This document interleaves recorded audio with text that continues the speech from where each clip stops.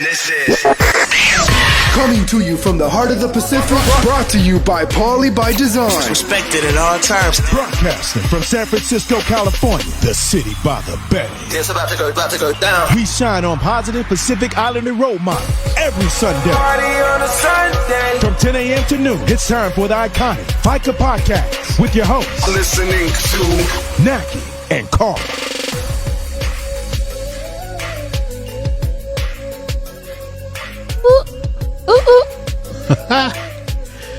All right. Good morning, everybody. Welcome to the Faika podcast. We may have to change that intro because we don't broadcast from the city by the bay right now, or we've broadcast from Sassoon City. True. Technically, it is season 4, episode 11, but it is also episode 3 in a row from Naki's dining room as COVID-19 continues to displace us from our normal studio.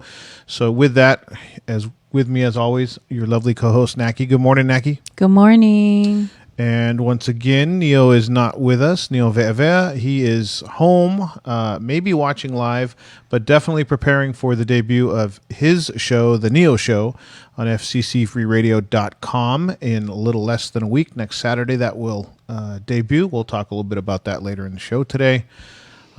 Today, we have a packed show, thanks to Naki putting things together yesterday. We have in the first hour from Legal Shield, we have family in the house. Linda Masoli will be here to talk about all of your legal concerns, especially in today's environment of COVID-19 and all the different things going on. Having your legal house in order is important. So Linda will be here to help everybody understand about that. And I believe she has an upcoming event that she's going to promote as well. In the second hour, we will check back in with Dr. Raynald Samoa. For those of you that follow him on social media, he has been taking care of his own health. We were more concerned about that from that perspective, just kind of checking in to see how he's doing. And that conversation led to him coming on the show today. So we'll learn both about his own personal health and his thoughts on where we are at. Personally, I'm pretty encouraged by the benefits of the moves that different states and different governors and counties and cities have taken to flatten the curve with COVID-19. I think that some of the models that were built early on will be changed. We'll also be talking about that. And we'll discuss the census. A lot of talk about the census. That continues to be a focus for us. So that is our show today. Naki, what's up? Good morning. Everyone in the world is quarantined, and so we are stuck home. Good morning, Jeanette. Happy Sunday. Jeanette is watching us live on our live feed. If you're watching, we appreciate it. It's Palm Sunday, so next week is Easter Sunday, so we are looking forward to that. If you were if you gave up some stuff, you just got a week to go. So this week, or actually Saturday, we had our focus group. It's our smoking focus group, and we actually did it virtual. It was a virtual meeting. And so it turned out really good. And it was our first time running a meeting with Zoom. I think everybody in the world is using Zoom now to do meetings, and people are having birthday parties. And so you good there? And so everybody has been doing a really great job of, I've been on 4 or 5 maybe Zoom meetings this week, and they've turned out really good. I think we're getting a lot accomplished through Zoom, that people that have been staying home. What else has happened this week? We did our focus group, so thank you to the people that participated.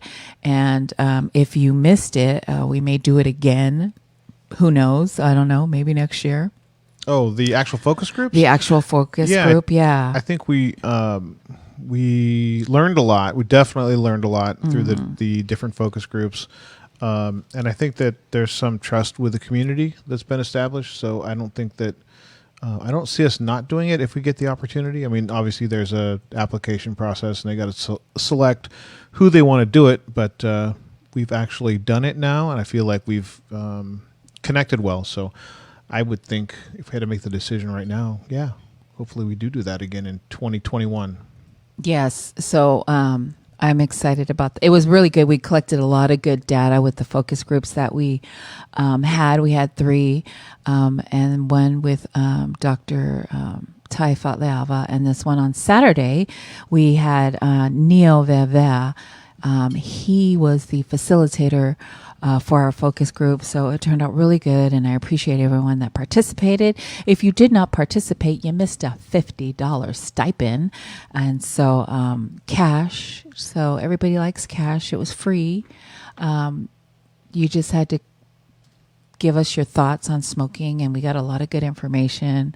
I think one of the things that I learned from it, can I say right now? Mm-hmm. Yeah. One of the things that I learned from the focus groups is that Pacific Islanders are prone to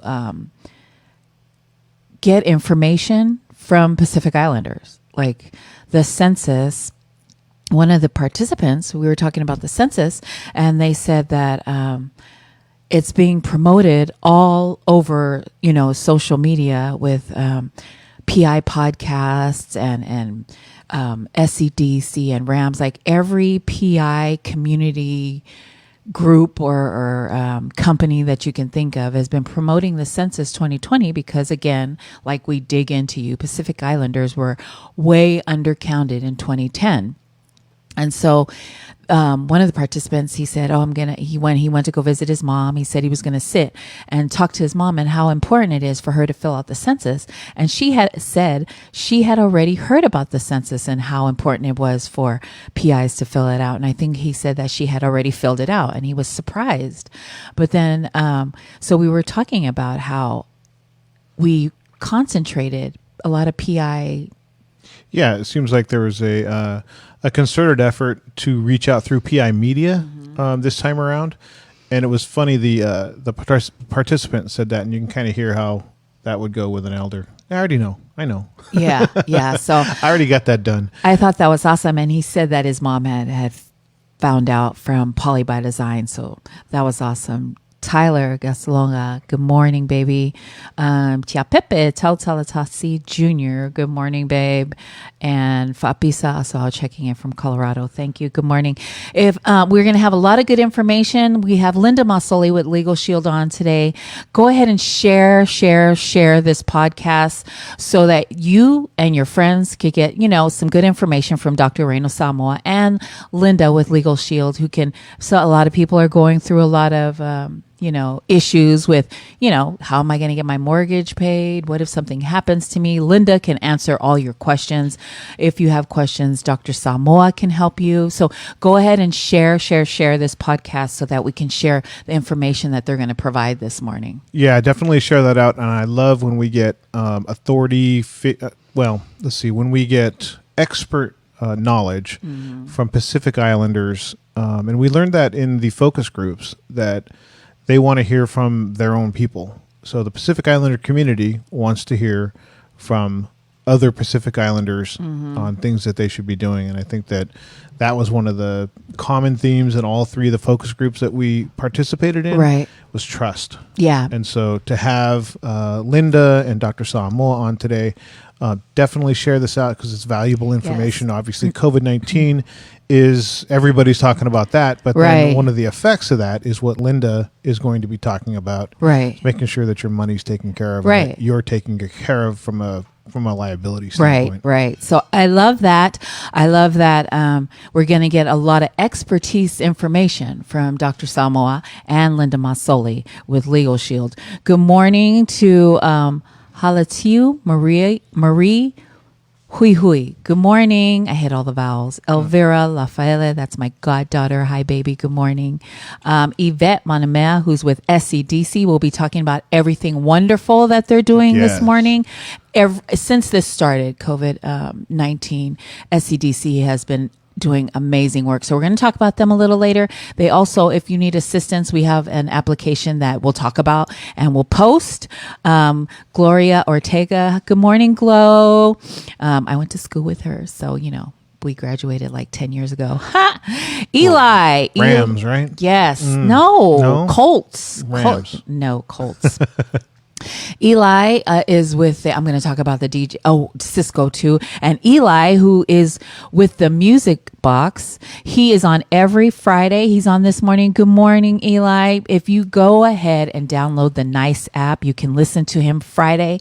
He plays music, great music every Friday. And so it's a good show. Final Love, Kiki Fakava Koto Isuva.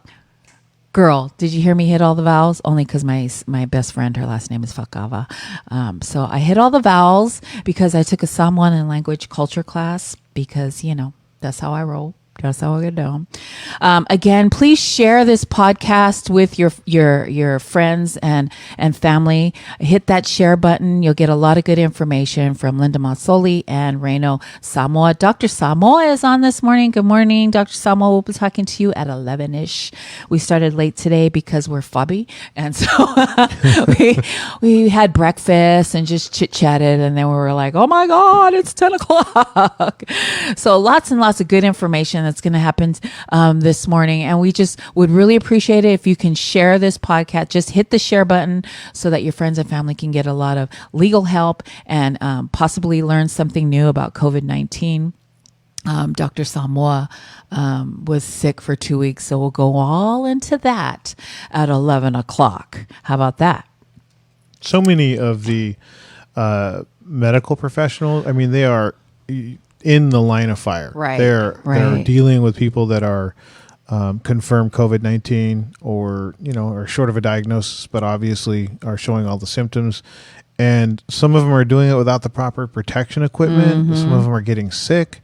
I just don't know how society can thank the medical professionals enough for what they're doing as they go through this. Because whatever you're feeling, if you're not in that field, they feel it and they go to work in that environment. So shout out and much love to all the medical professionals that are out there dealing directly with this on the front lines. I know. And this week they've extended the stay-at-home thingy. Stay at home until May 3rd. May, the beginning of May. And so everyone is stuck at home for another month. And it's not really stuck. It just depends on how you are spending your time. And so you can still go walk your dog. They've sent a message out. Just please wear a mask. The normal thing. Wear a mask, wear gloves if you're going to go to the store or go somewhere. Good morning, Mark. Good morning. Thank you for tuning in. Please share when you get a chance so that we can share all, what we have going on here. It's extended until May. So we really are going to need you to wear your mask when you go out. Just be safe and wear gloves. Like we've always been saying, wash your hands all the time. Sing the ABCs while you're washing your hands. And make sure that you're safe. Protect you. And by doing that, you're protecting yourself. You're protecting your family. And you can still go walk your dogs, even though some counties have stopped. Closed you can't go to the parks. You can't go to public, I don't know. Yeah, a lot of the that gym, that kind of stuff. Comes from people that have really not followed direction, right? So there's parks and there's playgrounds and those kind of things, and you go to those, and it's like people are there and it's just business as usual. Like they don't feel like anything else is going on. In a lot of cities that have had that happen, they've ended up closing those places. They've left parks open. A lot of cities have left public parks open, and so people can take walks and get space in between them. But I saw, video, and we can go into this later about like Oakland and LA and these places. Oh my God! There's, short of that, there was people like playing basketball, and I don't know if they all live in the same house, if all 15 people on the court live in the same house, I guess. But for the most part, there were people that were just kind of not paying attention and not following the rules. So cities and counties shut things down. So, I do believe we don't have as far to get through this as I thought we did originally. And I think a lot of that has to do with that we're following through with measures like social distancing and the cleanliness, keeping your hands clean and all those, stay home, all that kind of stuff. I think is really, it shortens the other end of this and when we can finally get out. So hang in there, people. Got to be disciplined. And the better we are at this, the sooner we're going to get out of it. Right. So good morning to Anthony Chen, who's with Asian American Recovery Services, who is one of our big sponsors. We love Asian American Recovery Services. Good morning, Anthony. Good morning, Ariva Damuni, who is, he's always traveling back and forth to Fiji. So you should go follow him because he goes live all the time and he's pretty funny. Lots and lots of events that have been, canceled, but there's lots and lots of help. If you're needing support and, are having problems getting by SCDC, and a lot of community centers are, going about and helping people, and you just got to reach out and, don't just sit at home. You know what I mean? And feel like, woe is me. If you need help, reach out. There's a lot of, I don't want to get into depression and shit like that, but talk to somebody, call somebody, don't sit at home. What time is it? 10:27. We started late this morning. So this morning I got up and made everybody breakfast and coffee. I love coffee. There's a lot of programs going on. I don't know if I should go through the flyers already. Ono, good morning, Ono. Ono is on. Let's see. Dr. Raynald is coming on. Let me just get to the... I'm sorry. How was your week? Oh, hi, Carl. How was your week? My week was tough. I think I'm in human resources in my 9 to 5. Good catch, Mena. I'm in my in the human resources department, and we man what we call the hotline. So we have about 1,400 stores. And people, as they're reporting COVID issues with associates or any of those kind of things, they're calling a hotline to report that. And the stories, I think that when you think about this, it's kind of distant. But when you're talking to somebody who is dealing with it personally, or their family members are dealing with it personally, or their coworkers are dealing with it personally, it really hits home. So the time that I spend on that hotline talking to people, really hearing their stories. I know, it's so sad. It takes a toll. I mean, after a while, it's like I look at the calendar to figure out when's my next shift. I know, because you're taking calls from New York. Yeah, I was on the line with, stores back east, all over the country. So, but it doesn't really matter. When I figured that out, that they may have a different accent, they may sound different, but when they're talking about COVID-19 and there's an issue that could take somebody's life, they may all sound different, but the stories are the same. The emotions are the same. How people are dealing or not dealing with it are all the same human reactions. So I think my company has done a really good job of putting the employees and the customers first, and sales and all the numbers and everything comes behind that. So the measures that they've taken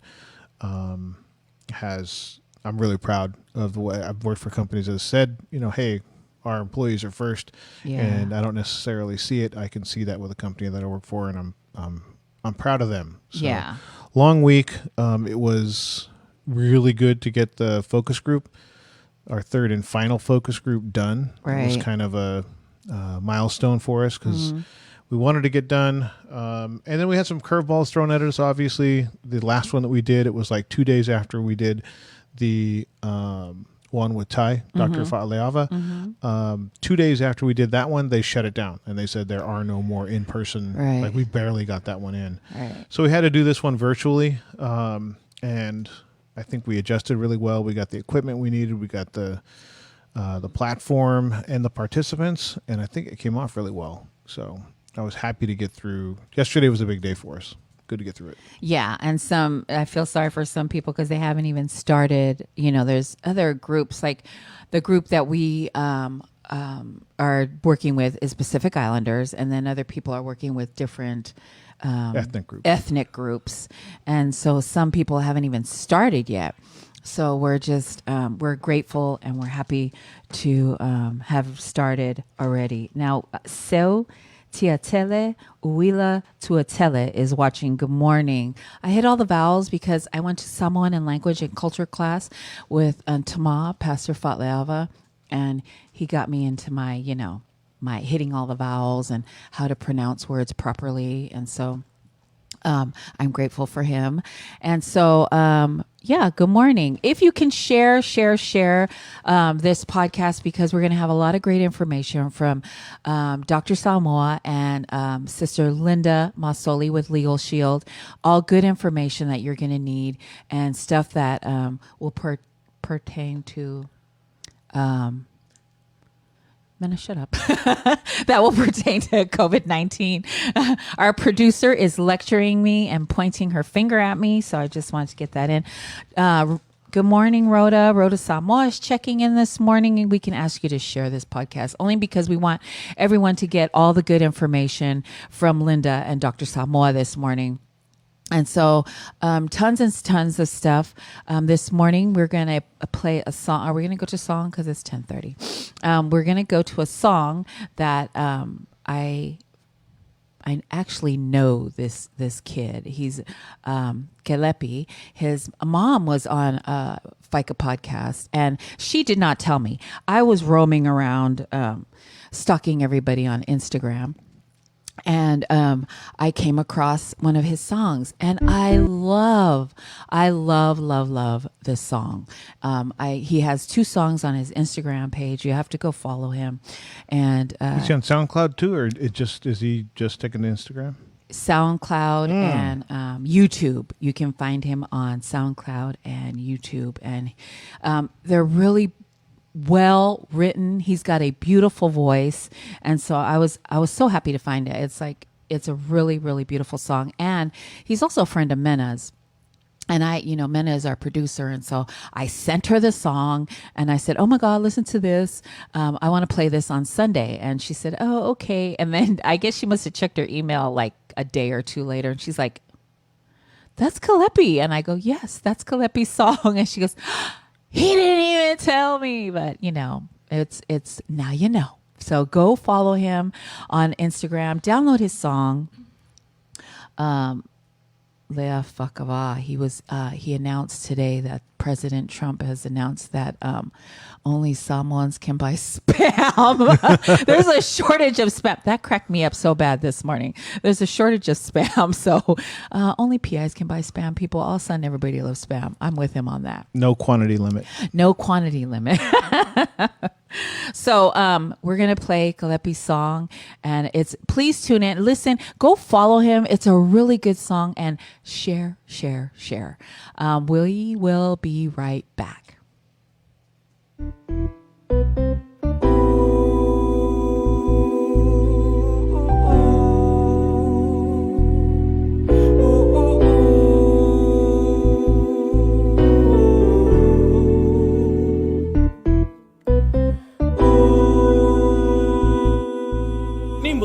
My name is Kelepi Kimwulu, and you're tuned into the one and only Faika podcast every Sunday from 10 a.m. to noon. This next song coming up is my single "Down for You" by Kelepi V, streaming on YouTube and SoundCloud. I've been watching you since you came into the room. Please don't mistake me as a fool, but I think that I'm in love with you.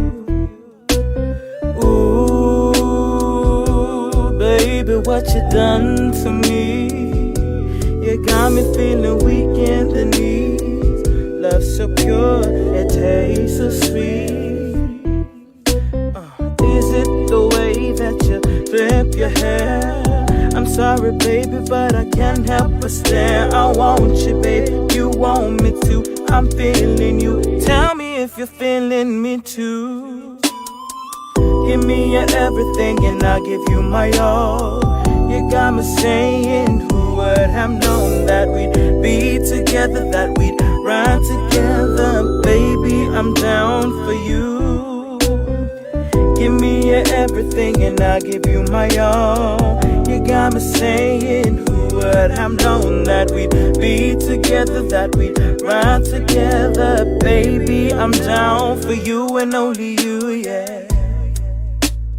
Let me be the one who sits under the sun with you.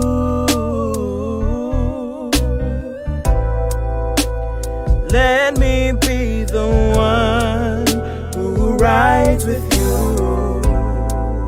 who can sit right there, right next to you. Give me your everything and I'll give you my all. You got me saying, who would have known that we'd be together, that we'd ride together. Baby, I'm down for you.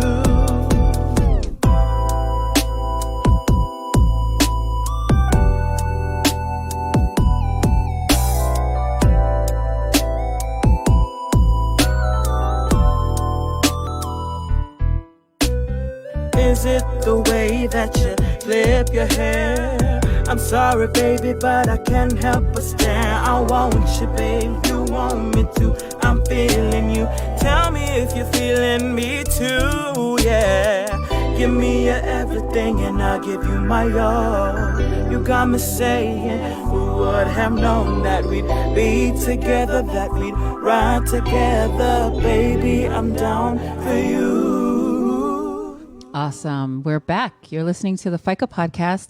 I am Naki. With me in the studio, as always, is Carl. Good morning. I love showing breaking artists. I know. I love playing that. That was Kalepi. I love that song. Kalepi V. Go follow him on Instagram, SoundCloud. It's going to be your new favorite song, let me just tell you.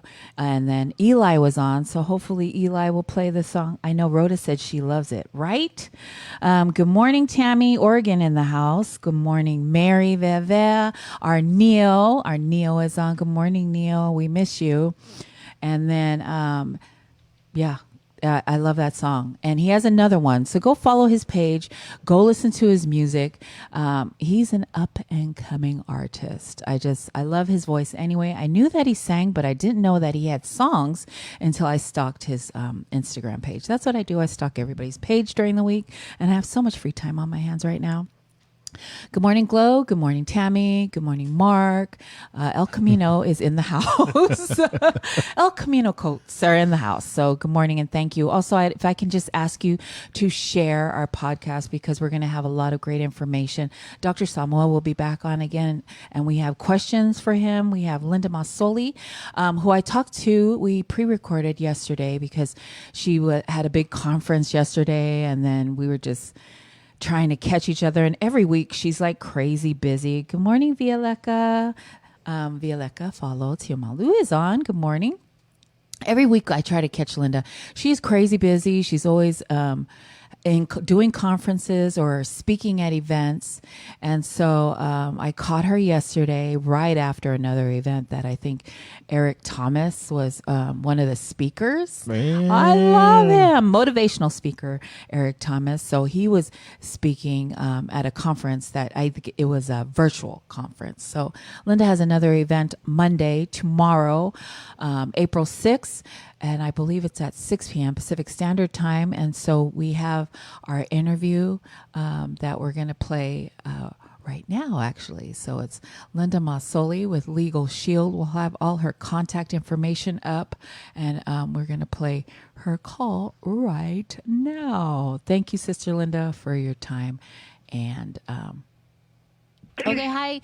It's Naki with Faika podcast, and we're back with Linda Masoli, who is with Legal Shield, and I'm going to let her go into what she does amazing. And she also has a virtual workshop on Monday, April 6th, and we'll go into that. But I really wanted to talk to Linda about what she does for Legal Shield and how she can help our community, especially with what's going on with COVID-19.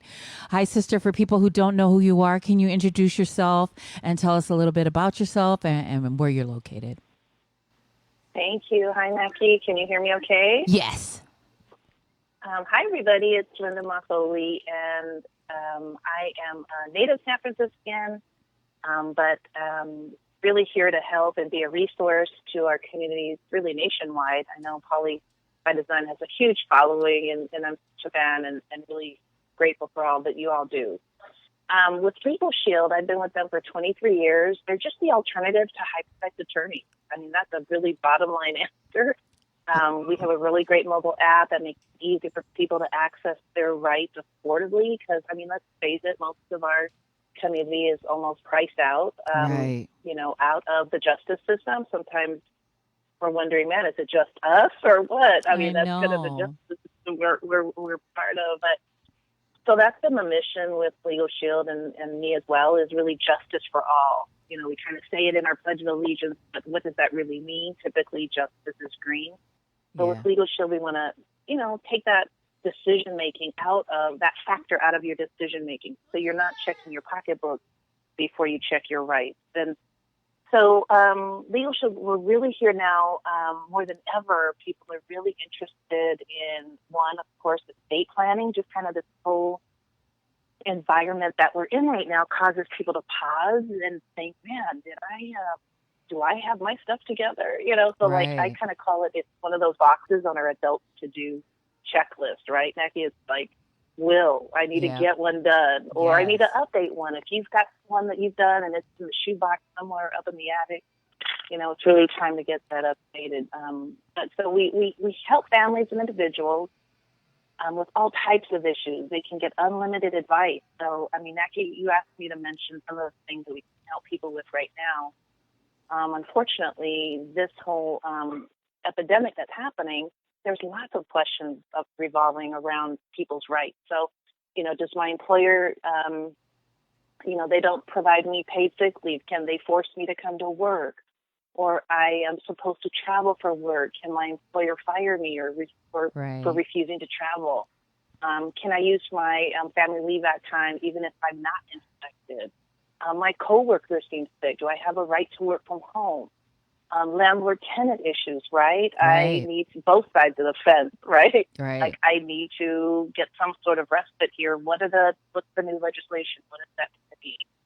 Or, you could be a business owner. We help small business and self-employed because they certainly would rather have attorneys wholesale versus retail, right? And so we have plans and assistance for them. And they're dealing with tons of issues right now, whether it be their lease agreement, can it be renegotiated, or can they have a stay in, some sort of respite in terms of paying their rent? Or you might be a landlord yourself, that kind of thing. What's the laws going on right now in my state, in my community that I need to abide by? Right. So unfortunately, in my industry, I've been through all different types of ups and downs of the economy, but one thing for sure, you can't avoid death, taxes, and the law. Right. So we are here to help everybody with that, whether it's getting a free will prepared through Legal Shield or, help with your taxes. Hey, I mean, let's talk about that. There's stimulus money on the table right now, but if you don't know how to get it in terms of business owners, you're kind of, you're behind, right? So the attorneys are there to advise you. And that was a long, old answer. No, that's awesome. Me. But you wanted me to mention some of the ways that we're helping people right now. Yeah. I mean, even with healthcare. Exactly. Access, and medical directives, too. Access. Exactly. Mm-hmm. Yeah, I mean, like, for example, our Pacific Islander families, they have big families, right? Did you know that if your kid is over 18 and maybe they're in another state going to college, hopefully they're home. Like, thank goodness mine was home for spring break when this all happened. But I mean, if something happens to them and they're over 18, you don't have a say in their medical care. You don't have the right for that information if you don't have, if they didn't give you power of attorney. And so that's part of our estate planning package that's complimentary. It includes, power of attorneys for health care, power of attorneys for financial. So that's something that a lot of us kind of don't think about. But, man, if something were to happen to my kid, I know. I mean, even if he's 20, right, and, he's 24, my youngest, I still want to have a say, in what's going on. But that, by the law, I wouldn't unless he had the power of attorney done already. Yeah. So that's we don't another know way that. we can help families with kids. Right. We don't know that. Yeah. And so that's crazy. If you don't know what your rights are, you basically forfeit them. Yeah. And there's so much, and I love that you have so much information to help everybody, especially it was needs that are going on like right now, like the wills and the power of attorney and the medical directives, especially with people getting sick from COVID-19 and what your rights are from your employer and what they can and cannot do. And then, what I love is that you're taking it to because of COVID-19, we can't gather in one place, but I love that you're going to have a virtual workshop on Monday. Can you tell me about that? I am. So this was something I had already done. I mean, I've been blessed to use tech in my line of work just to, get messages out and do presentations to big groups of employees. So I was used to doing that. But I had a request, and it was funny. I was going to do something like this, but of course a live one before this off the live one, before this off the live one, before this off the live one, before this off the live one, before this off the live one, before this off the live one. Sorry about that. Technical difficulties. I'm so sorry, but Linda's okay. Keep the flyer up, Benna. She's having a virtual workshop. Get your house in order. It's happening Monday, April 6th, 2020, 6 p.m. tomorrow morning. The topics are wills, power of attorney, medical directives, protecting your legal rights, and you need to register to receive the link at lindalegalshield@gmail.com. Again, lindalegalshield@gmail.com. It's up on our screen right now. Screenshot it, and then please contact Linda. It's a lot of good information. Yesterday when we spoke, she talked about power of attorney and how even though your kids are 18, if something, God forbid, should happen to your kids, that you want to have say-so in what happens. So you think your baby's 18 years old, to me, 18 years old, you're still a baby. But if anything happens to your baby, you want to have them have a power of attorney so that you can have a say-so as to how to take care of them afterwards, or if they get ill and you want to have power of attorney to take care of them. I'm so sorry about the technical difficulty that we had. But what I think we'll do is we will publish that interview by itself. Right. So that good. On Facebook and Instagram, so that information gets out there and it's cleaned up. So we do have the interview in its entirety, so we'll publish it on its own. Yeah, so we'll publish that and register for all that good information at lindalegalshield@gmail.com tomorrow at 6 p.m. Register today so that you can be able to join the virtual workshop at 6 p.m. tomorrow, Monday, April 6th. Great topics, stuff that you'll need to know, and it really does pertain to stuff that's going on right now, COVID-19. You're going to need to at least have a will. You're going to, you never know in case you get sick, medical directives. And actually, you should have a medical directive anyway, regardless of this. And it should be done really before you even get sick. Yeah, I think those are all topics that she's going to go over. Yes. In that virtual workshop that you can see from the comfort of your own home. Yes. So we're going to publish that by itself. So it'll be its own pretty much show. Right. It'll be its own show, and then we'll post it. So thank you so much. I love Linda and all the information that she has. And also she tells you if you would like to be a part of Legal Shield, it's I think she said it's $25 a month, and you get all your legal issues taken care of for $24.99 actually, and so it's about $25. If you are interested, contact her. Linda Masoli can be reached at www.masoli.net, and then her email again is Linda Legal Shield, Linda with the I, @gmail.com. Her phone number is 650-642-4444. 650-642-4444. Contact Linda, get great information, and then, make your home. You can make tons and tons of money by spreading the word about Legal Shield. And then, and if you need legal help or legal help, Legal Shield is the way to go. So there you go. Thank you, Linda, for taking time out with us. And again, we'll post that interview after the show. what's next? So let's see. I just wanted to talk about Neil, who is our co-host, who isn't here because he lives in San Francisco and all this COVID-19, our studio was shut down. But Neil has Hot Siva every week.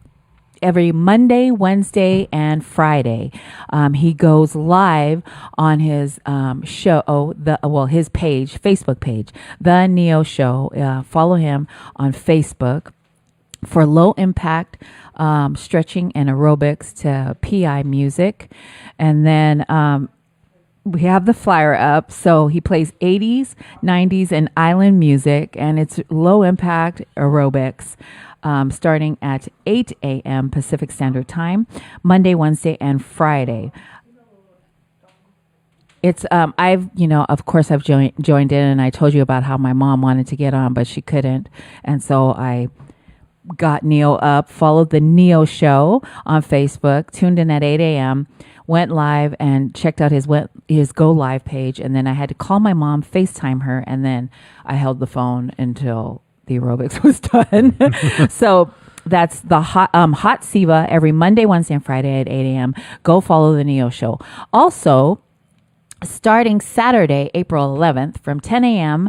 to 12 p.m., the Neo Show will premiere at FCC Free Radio. And that is... Neo is a longtime advocate in the LGBTQ Pacific Islander community. He has a flyer, so all his information for the Neo Show. Is that up, Minna? The Neo Show? Okay. And then, so he's a longtime advocate in the LGBTQ Pacific Islander community. He dabbled in acting, stand-up comedy. He's a writer, painter, wellness facilitator, cook, baker, he's everything. He's a father, and he's just an all-around amazing guy. Tune in April 11th by logging into www.fccfreeradio.com. Check out his flyer. Is that it's the FCC one is up? Something to remember. Big Body Cisco, Big Body Radio started there. Cisco Lutu started there. We started there. Eli from the Music Box got his start at fccfreeradio.com. So really. That platform in terms of learning about a show, how to run it, how to run the mixer, how to run the mics, how to book a show, all those kind of things you can learn at fccfreeradio.com. The price is amazing. John Miller is the manager and owner there. We were actually really surprised at how inexpensive it was to have 2 hours a week, and that's the environment that Neo is going to be going into on Saturday. We can't wait to hear him, hear his show. And I think that one of the things that's going to be really good for Neo is he's so connected and has so many contacts in the community that he's going to have a wide variety of guests. I think it's tough right now because he is starting right in the middle of the COVID-19 thing. So from the concept of getting guests down there, that's going to be a challenge, but he's got a lot of contacts. He's got a lot of different community activists and powerful people in the PI community that he can bring in as guests. So we'll probably be on the show too at some point. Not that we're one of those powerful members of the community, but we're really looking forward. There's a lot of people that are, there's a big buzz going around the Neo Show.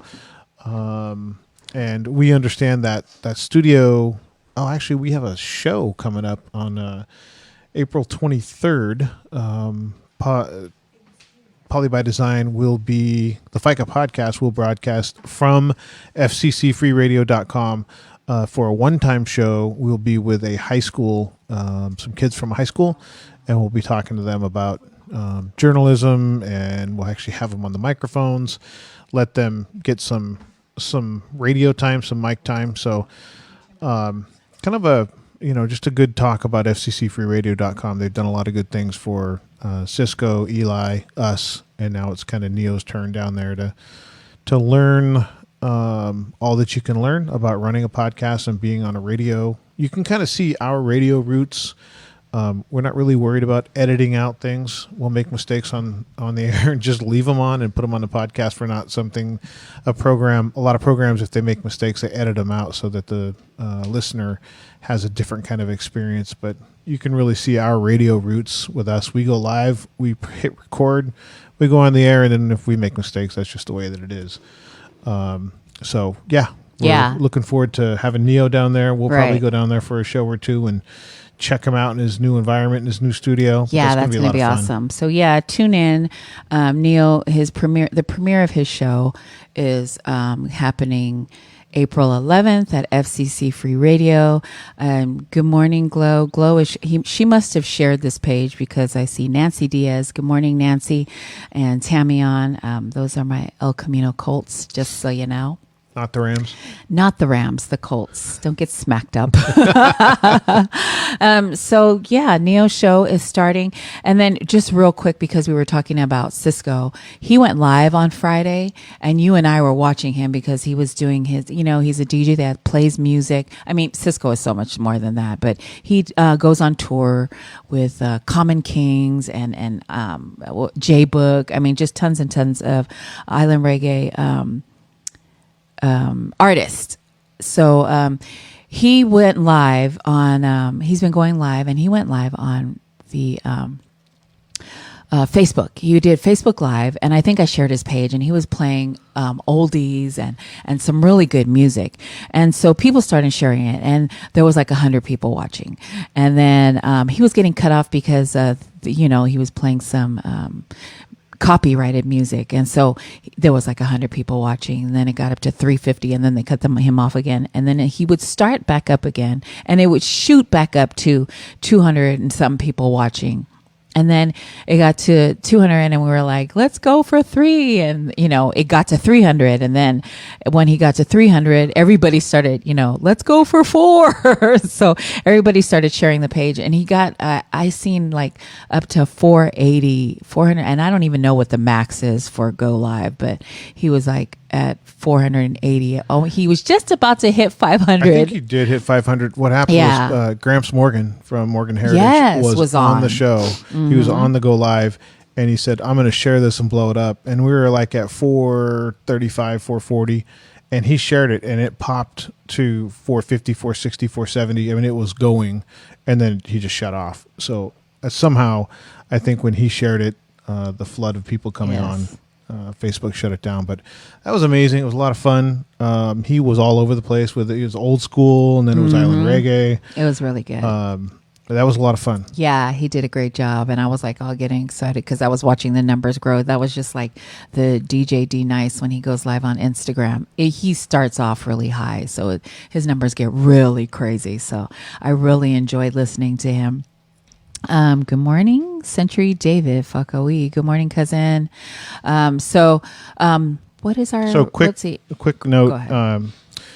Here's a group that did not get started at FCC Free Radio, and that's For the Cultures. We had D-Boy and Bex on one of our last shows. We weren't at FCC Free Radio much longer after we had them on. They came in and blessed our studio with their presence. We had a great show. So they have their own podcast now, and they're not able to get into their studio. So tonight on Instagram, and this is tonight as in Sunday night, D-Boy and Bex are going to be going live on Instagram.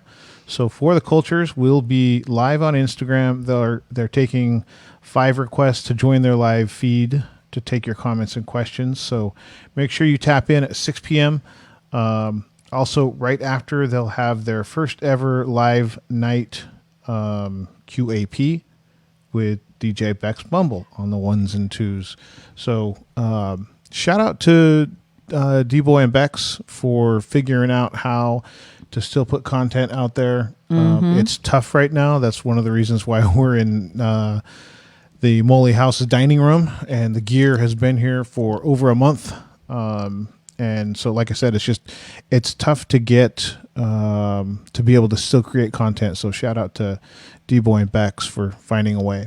Yeah, and they'll be giving out, you'll have tap-ins and you have chances to win dope merchandise from Ikuna Apparel, Wayfinders, and 200. And then right after, they're going to have a nightcap to follow with DJ Bex Bumble. So tune in at 6 p.m. so you can catch them live on Instagram and then win some free merchandise from some PI designers, so and entrepreneurs. So, and again, I always say shop Pacifica first. So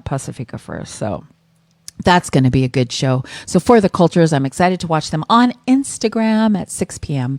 Pacific Standard Time, and get on, and they're going to be talking to you. They're going to take 5 requests to join their live feed, and they'll take questions and comments. So make sure you tap in. And then, of course, DJ Bex Bumble. I bet you didn't know she was a DJ. She is a DJ, and she plays at clubs, and she's a great DJ. And so DJ Bex Bumble on the 1s and 2s. So that's going to be fun. And, I'm looking forward to it because we've missed them. And then let's see, the census. So let's talk about the census. We can help our communities and families in a big way by participating in the census. Log in and answer 9 easy questions to help inform how money and programming will support services in our communities and schools over the next 10 years. We're going to stress that here in a second.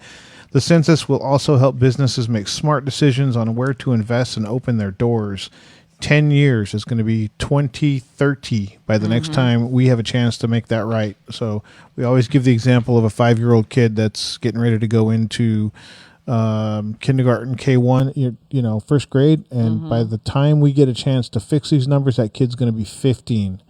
So let's get this thing right this time. And I see a big concerted effort to reach communities through their own people. Right. Going through ethnic media services with groups like For the Cultures, all the different PI media. And I think that's great for us because we get to connect with our own people and express what's important. And the census right now is really important. We're all locked up in our houses anyway. So just get on the site, log in, answer 9 easy questions, and get counted. Yeah, Pacific Islander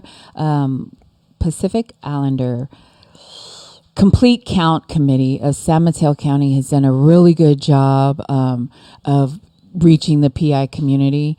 They've been having videos and have reached out, like you said, to PI media. And so then Bo is, we had them on the show with Margaret Levy. And so Pacific Islander Complete Count Committee of San Mateo County. Go follow them on all social media outlets so that you can get more information. They're doing a great job there. SCDC is doing a great job with COVID-19. And SCDC getting in the social media game. Right. They got videos, they got posts, they got people speaking out. Auntie John showing people how to fill out the census form. Shout out to SCDC for really making sure that they continue to grow and stay up with that younger generation. I've seen an effort from them, and they're doing a great job. Yeah, they're doing a really good job. They have a good morning, Moana Peters Matlona. Good morning, Auntie Mo. Good morning, Sang Mangale. That's my sister-in-law. She's up in Alaska. I love you too. So SCDC, they have, I've been following them on Instagram all week. Leia Sualua. Good morning. Thank you for tuning in. If you can share the podcast so that we can share information about all the PI people that are doing great work. Also information for Linda Masoli, who can help you with your legal, if you need legal advice. And then Dr. Samoa, we will have on in a little bit. He's going to be talking about COVID-19. And then we have a bunch of questions to ask him. But SCDC, I watched them all week. They've been making care packages and delivering them in the community to help the community. They've got a lot of donation for their care packages. This week they went and there was a picture of them with a whole bunch of packages or boxes and bags that they had made food for the elders, the seniors that come to the community center, also their kids and their family, their PIYA, Pacific Islander Youth Alliance, the kids that come to their after school program. They've taken food to them. They have an application out that if you need assistance, if you're, low on food or toiletries or whatever, there's an application that you can go online and fill out. And we'll post that again. We've posted it earlier in the week. And if you can go and fill that out, and even if you're not in the San Francisco area, they will connect you with how or who can help you in your area. So go ahead and fill out the application that's online. Really simple. It's really simple, and it's easy to fill out, and it's private information, so it's really good. Good morning, sister. Good morning. Thank you for tuning in. If we can ask everybody to share the podcast, so that you can have lots and lots of information. If you're needing support, SCDC is at 2055 Sunnydale in San Francisco. I know that you cannot go there, but give them a call, reach out to them online, give them a call if you're needing support, but especially fill out the SCDC application that is online if you're needing assistance, and so that we can all help each other. Morning, Mary Veve. Good morning. Thank you for yesterday. So that is a lot of work. I seen that Samoan Solutions had their Whangongo Samoa workshop yesterday, and it was virtual. It was a virtual workshop that happened yesterday. Samoan Solutions, they do an amazing job, of course. So Tifa y Moana took over their Instagram page yesterday, and that went viral. And so usually, they had they have a play, Whangongo Samoa, that happens every year. I think this is their third or fourth year. And it's a really good play put on by Samoan Solution. And the original writer is Sia Figuel. And it's stories of Samoan, tales or legends. Legends. Yeah. So good. A lot of the stories that we hear as a kid, the turtle and the shark, the tattoo, why men get the tattoo instead of the women. A lot of those kind of legends that we hear, stories that we know, they've taken that and adapted it from the book and put it on the stage, and it's gotten a really good response from the community. Mm-hmm. And it's such a wide variety of age groups. You would think it would be the kids, right? The kids would be the ones that go there. There's elders, there's people our age, there's the younger generation. It's just a really well put together. They don't have professional actors and actresses. They have the kids in the community that are up there on stage doing it. So that's really one of the things I look forward to each year. We missed it last year because we were in Samoa. And they had moved the date up. I think they had a family reunion or something. Mm-hmm. They moved that up. Yeah. So we missed it last year, but and then COVID-19 has that messed up with their tryouts, right? Their casting calls. They did it virtual. So I think hopefully, like I said, COVID's holding a whole bunch of things up. Mm-hmm. Family reunions, weddings, funerals, graduations, Whangongo Samoa. So hopefully that gets out of the way and we get to make sure that we enjoy that one more year. Yeah, so go follow Samoan Solutions on Instagram and Facebook. And they yesterday Tifa y Moana took over, so that was really good. And I watched that was on from 2 to 2:30. And they usually have a bunch of workshops. So if this doesn't COVID-19 doesn't clear up soon, I'm sure they'll be doing everything virtual. They also have their Luminai education gift, the scholarship that they hand out, and that they've extended it. So you can apply. They've extended it to Monday, May 18th. You can apply at www.tinyurl.com/Luminai app. And so, of course, we'll post that. But the Illuminati Education Gift, they're almost at their goal. So go there, donate. It goes to one scholarship goes to middle school kids, and then the next high school kids going into college. They donated thousands and thousands of dollars so far, and they're doing. I love. We love Samoan Solutions, so I can't even. We'd go to their turkey trot, and they have a turkey trot a 5K turkey trot in November. So by then, COVID-19 will be done, and we'll be talking about the turkey trot because we'll need you to sign up and try to beat the PBD team. So yeah, and again, the census you can still fill out your census survey up until they've extended the date to August 14th. So if you have it, please go fill it out. We just fill it out. It's 9 simple questions, like Carl said earlier, and it's easy. And we need to be counted. We need the resources. So there you go. I'm still TikToking. I just seen a video that went by. So I lost it for a second. So Samoan Solutions, and we're gonna go to a break because we gotta talk to Dr. Samoa. I'm just gonna ask you to share this podcast. We're gonna have Dr. Samoa up next. We're gonna talk to him about COVID-19 and then questions. If you have questions, we're gonna have him live, so maybe he can answer some of your questions while he's here. Uni Maz, good morning. Jeanette Neves, good morning. Share. If you can share this podcast, we're about to have Dr. Samoa on live. We're going to give him a call. And if you have questions, go ahead in our post your questions there. And then if we can, we'll try to have him answer your questions. So we will be right back. You're listening to the Faika podcast. Our next song we'll have is Taleni. And they are a Bay Area group. Go follow them on all social media outlets. And come back to FICA with us. We'll be right back.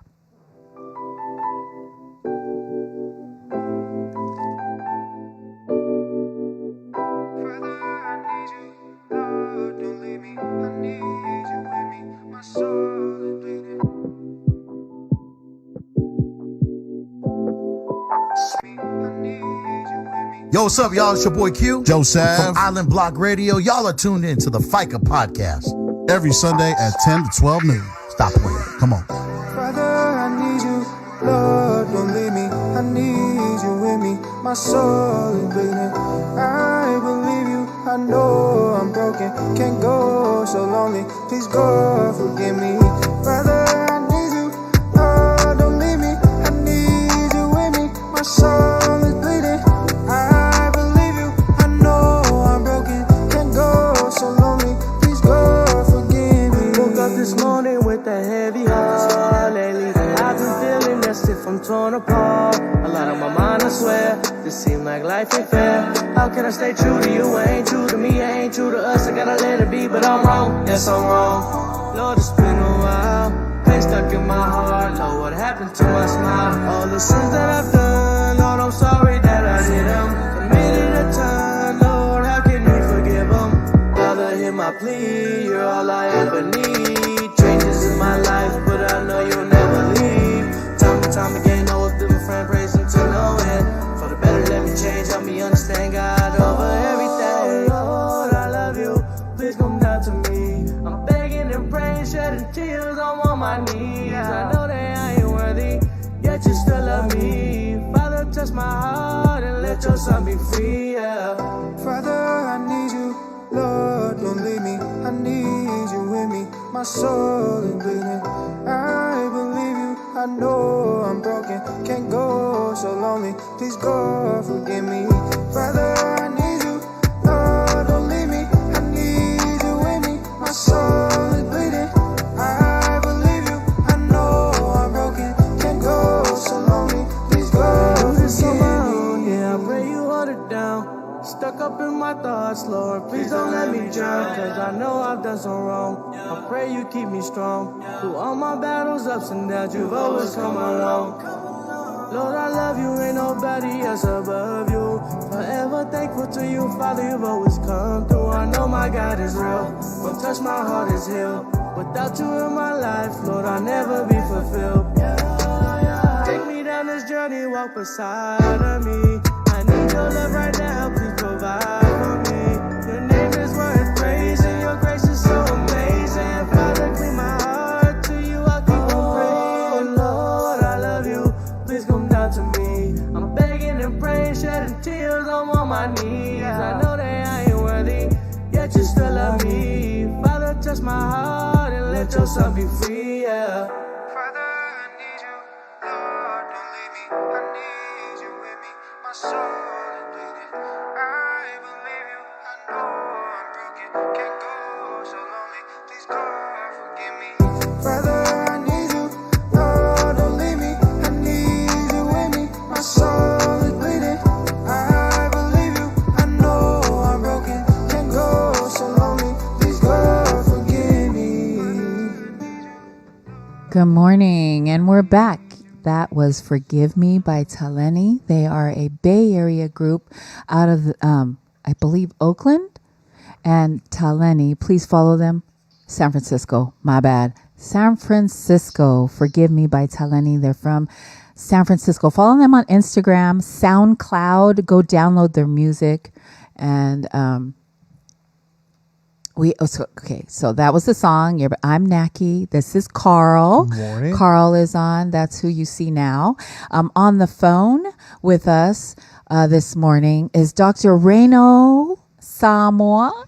He is down south and recovering himself.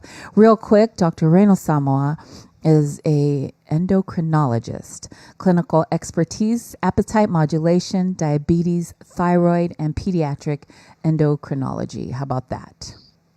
You hit all the vowels. I hit all the vowels. Dr. Raynald Samoa, good morning. Thank you so much. Morning. Thank you Good so morning, much. doctor. How are you this Good morning? morning. I'm good. I feel great.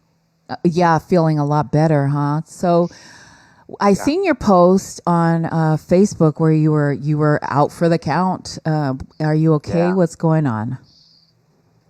Let's just say I feel well enough to be bored out of my mind right now. I know. And so I understand the blessing of feeling well enough to be bored. So, but the past 2 weeks were very trying. And you know, there's a lot going around, and there's a lot of news stories. So there was a lot of anxiety. Right. But I was very fortunate. You know, I'm going on my third day of no symptoms. And so, you know, I went for a 2-mile hike yesterday, and I'm doing some sit-ups this morning. Okay, look at you. Just to try to make the time pass.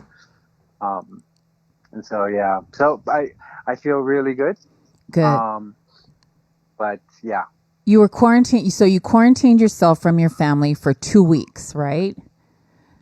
Correct. We're pretty much going into the third week of my self-quarantine from them.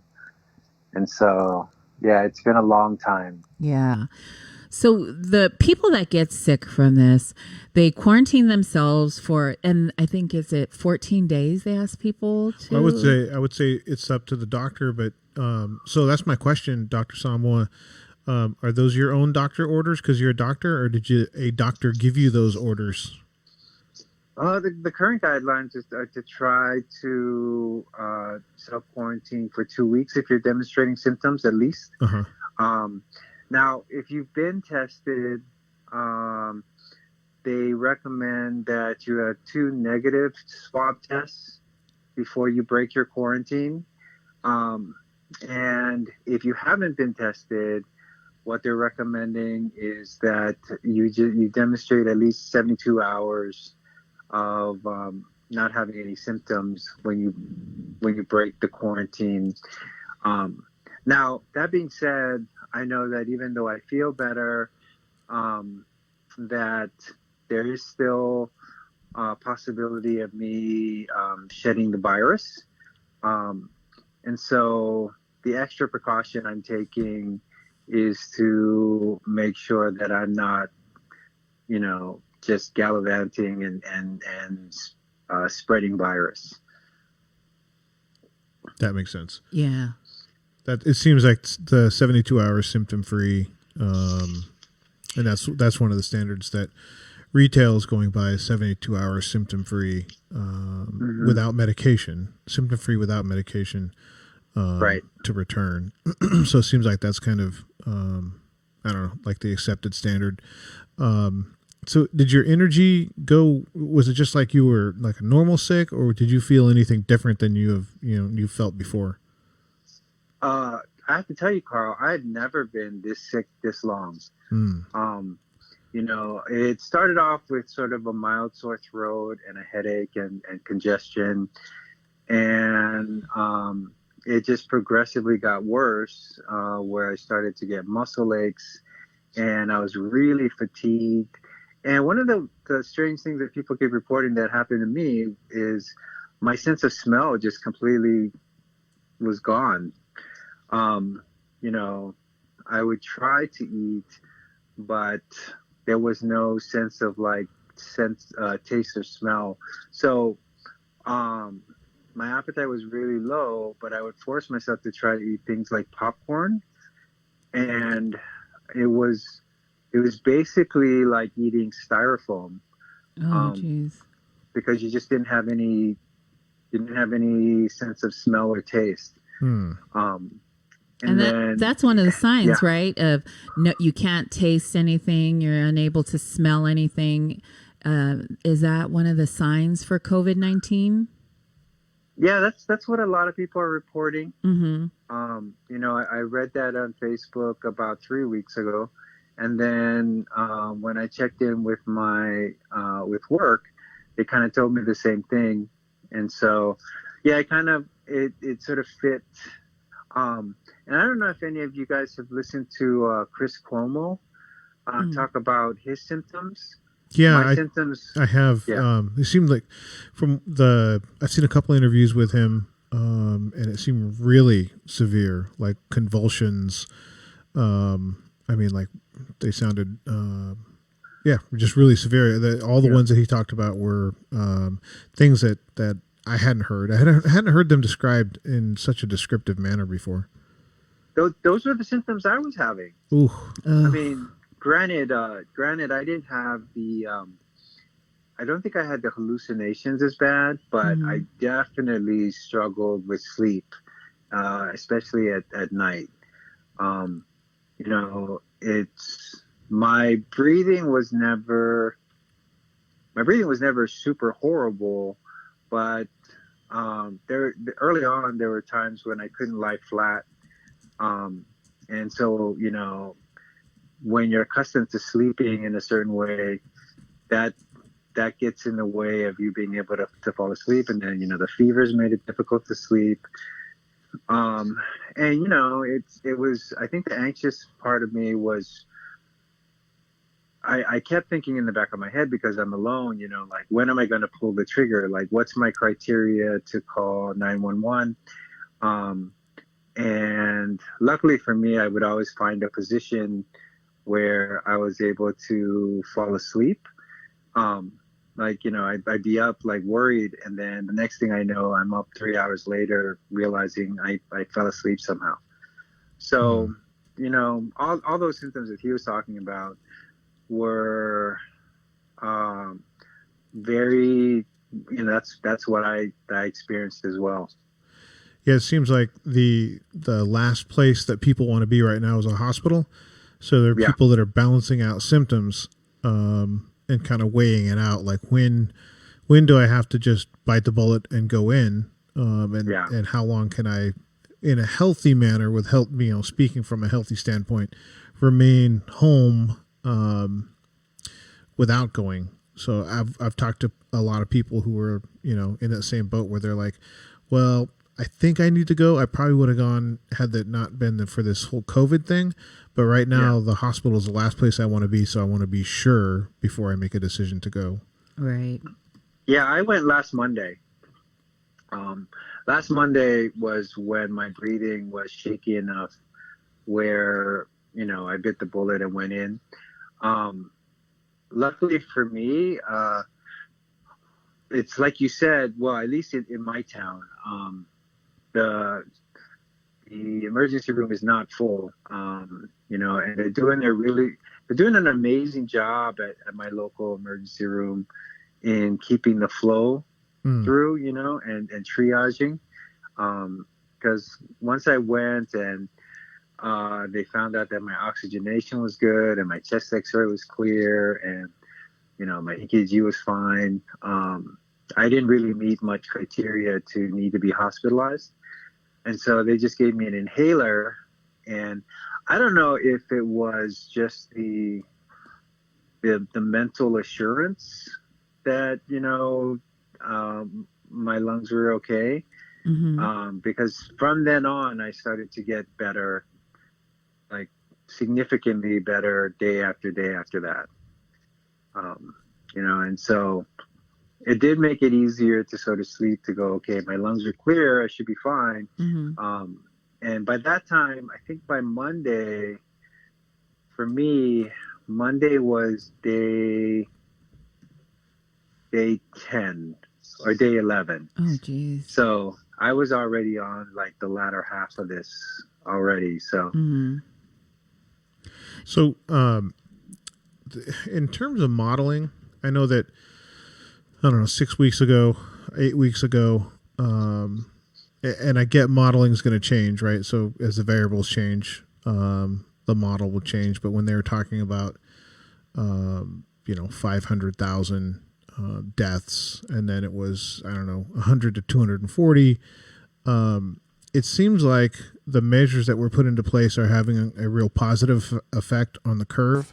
Overall for the U.S. That's just my own thoughts. What are your thoughts on the effectiveness of what we've done and how it's been able to affect the curve? So I mean, by most measures, it seems to be working in California. I'm not saying that, everyone has instances that they can tell you that people aren't staying home, but for the most part, the widespread initiatives seem to be doing what it needs to do when you compare California to other states. And we're kind of blessed on the West Coast where, we have about 30 to 20% of the population that uses mass transit versus New York City where, about 3/4, almost 75% of the city uses transportation. And I don't mean transportation like to go to work or I mean like just everything. To go get bare necessities. And they're stacked on top of each other a lot of times. Yeah. Because you look at these subway photos and they're full. Yeah. People are wearing masks and everything, but still, there's no way you're 6 inches, away from the someone. next person, right? Yeah, exactly. Yeah. And so, and these measures for what they're done, as bad as it looks like in New York City, today was the first day that the death numbers were coming down, Yeah. And so it's arduous work, and mind you, I probably, like I said, I've only have had about 2 to 3 days of no symptoms, and so I really only had 2-3 days of having to deal with staying indoors and being isolated mentally. Because they said, like, when you're sick, you're just too tired and you don't really think about, your brain doesn't really have a lot of time to think about anything else. Now that I'm okay, the psychology of being isolated is a real thing, and I get it. Yeah. And I get it. And so that's why I'm so happy for that you guys are online, that you guys are able to provide a venue for people to be informed about what's going on outside their walls, Yeah. but also like to say, hey, you know what? It sucks, but it works. Yeah. You know, and um, making sure you guys are giving people resources too to sort of get through this. You know, it's not so much that there aren't things to distract us. People have their phones, people have TV, but it's the other things too. Like you have to have a schedule. Yeah. You know, you have to have something to set your day on, so that you don't go crazy. And so, you know, just like my family, you know, I tell them, you know, go for a walk, do your evening prayers at night, just so that, you know, your brain is comforted by some kind of schedule. You know, and so having the podcast, you know, that's crucial in this time and age. Oh, we appreciate Yeah. that. We appreciate that. We've had conference calls with Ethnic Media, who is it's a I don't know what, a media group, and we had conference calls, and they had like every doctor, their main thing was stay home. That was like the biggest preventative care that we can do is just stay home. And so which I totally believe. And we were talking about how people, Carl and I were talking about, like, there was this sideshow in Oakland where they had like 450 people at this sideshow, and how crazy that was to see all these people. Like, we're trying to, you know, stop this disease, and people take it so lightly until it hits their family. I think that, you know, I think, you know, you and I were talking last night about in Hawaii. I mean, I couldn't believe it, but I seen people on the beach. Like, it was just another day. They were on the beach and were getting tickets. They were getting ticketed for being on the beach. Like, what? Are you not, you know what I mean? Like, if you're not hit with this or don't know anybody, which if we don't stay home, you're going to know somebody that has it, that they don't realize how serious it is. And you don't know. Oh, absolutely. What you're touching, you know what I mean? So I just think it's crazy that people are out in huge groups, going about their day like nothing's happening. And so, what's your thoughts as a medical professional? We hear big stories, a lot of stories, and sometimes, you know, I'm looking at media and I'm wondering, is that sensationalism, or is it that the way that they're portraying it, especially on the East Coast, but the lack of personal protective equipment, the lack of the ability for the medical professionals to remain safe as possible when they're dealing with this literally on the front lines. What's your vision on that? Have you seen that happen, or do you, when you see it on TV, what do you think? You know, I can't speak for other places. You know, like, I have to tell you, though, the Facebook groups are blowing up like crazy right now. Right. Like, right now, I belong to 2 different COVID-19 physician Facebook groups. One's like a general, and one's for like pediatricians. Right. And, you know, that's the closest I get to hearing what other parts of the country, what other parts of the city are doing, and some of it is really, you know, inspiring. Like, they're taking all the necessary precautions and they're triaging patients. You know, I was telling Naki yesterday that I feel like I probably know where I was exposed. Yeah. And it was. You know, and I can't talk about the details of it. Yeah. But it's very, you know, these exam rooms are not very big. You know, they're not 6 feet. Right. You know, so. And you're a doctor. You know, you have to see your patients, and so I have to see them.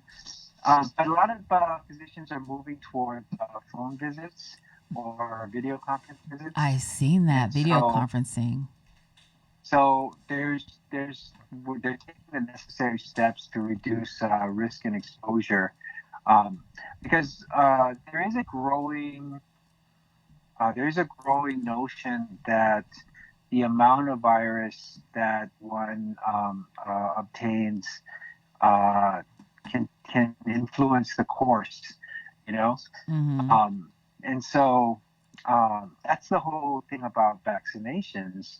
You know, early days before they had like sophisticated vaccines, a lot of cultures used to do what they called inoculation. And so, you know, like let's take smallpox, for example. Right. A lot of cultures used to see that people were sick with smallpox. And, you know, there wasn't any cure for it. And so you just hope that somebody survived it. But what a lot of the indigenous practitioners realized was that if they can expose some of the virus to healthy people in small amounts, maybe they won't get as sick. And so, you know, back in the day, they used to try to take some of the infected, like saliva or something, and they would put a really small amount under like somebody healthy's skin, and the person would get like an illness, but a lot milder form, and then they would then become immune, and then they would become the people that would help take care of the sick people, you know. And so this concept of like how much virus you're getting, I think, you know, and this is under speculation. There was a really beautiful article in the New Yorker, and before you look it up, it is long. It's a long article. It's a long article, but I wasn't doing anything else, so it speaks about how healthcare workers may be at increased risk because, you know, when you have somebody coming in coughing, that's a lot of virus to get at once. And so, you know, these necessary precautions, people are learning, and they're learning quickly, and they're screening and doing triaging and wearing personal protective equipment to help reduce risk. And so, you know, the medical community is learning leaps and bounds every day, and I'm seeing them rise to the challenge of this. You know, and as we said before, you know, they're trying to reduce their risk, but the risk is not zero. And, you know, they put their lives on the line every day when they go to work. And so the least we can do when we don't have to go to work is to stay home. Right. You know, it's like cricket, right? Sometimes your job is to go up and bat. Sometimes your job is to sit there and cheer on the person batting. Right. You know, sometimes you have to just sit there and clap your hands while the action is somewhere else. Right. And so, you know, these are things that we all have to do to fight this. You know, and Naki and I talked yesterday too about how they're being extra vigilant at their house about cleaning things and keeping surfaces clean and washing their hands. Yeah. And that goes with that whole, like, how much of the virus you pass on as well. Right. Like, if you keep things clean, your risk of transmitting it is really, really low. Right. But let's say somehow it gets in there and you touch a doorknob that's you know, somebody infected's touch. If you're constantly cleaning, the amount that they're able to transmit is low. Yeah, because we were talking, Dr. Samoa and I were talking yesterday, and we were talking about how Mo is the only one in my house that leaves to go to work. And before this got all crazy, Mo would come home and lay on the couch and watch TV and fall asleep. And then after we had talked to Dr. Samoa about that he and Nick would come home and they would just literally strip down and take a shower before they had any contact and wipe everything down. And so after Mo heard Dr. Samoa say that, not me a million times, he waited for a professional to say it. He waited for a professional to say it. And now he gets home. By the time he gets home, it's 5:36 a.m. So our whole house is sleeping. And when he comes through the garage, there's our washer and dryer. He strips down, takes his work clothes off, and then he comes upstairs and takes a shower and cleans up. And then by the time I get up, I'm wiping everything off that he touched, so that by the time my kids get up, there's no, you know what I mean? Like, we don't know, and we don't leave the house. My kids and I were quarantined forever, and not forever, just a little bit. People, you hold on, we're gonna get by. But we're home and we wash everything down and wipe everything down, and it's just us. But you never know. And we were talking yesterday, Dr. Samoa, how my dog, my doctor, her doctor called and made an appointment for Sunga, our dog, so that she can get the flu shot. Not that she can pass anything to us, but that we can pass something to her. But it's the unknown. We don't know, just because we don't know. And to keep her safe and to keep us safe, we just been cleaning like crazy, because you just never know. And real quick, Dr. Samoa, Gloria Talapu, she says that she's an old family friend. She sends her love. We have Rhoda on. So I just wanted to shout her out because she's tuning in, and she's sending her love too. Yes. So, and we have Neo on and Rhoda, of course. Rhoda, I love Rhoda.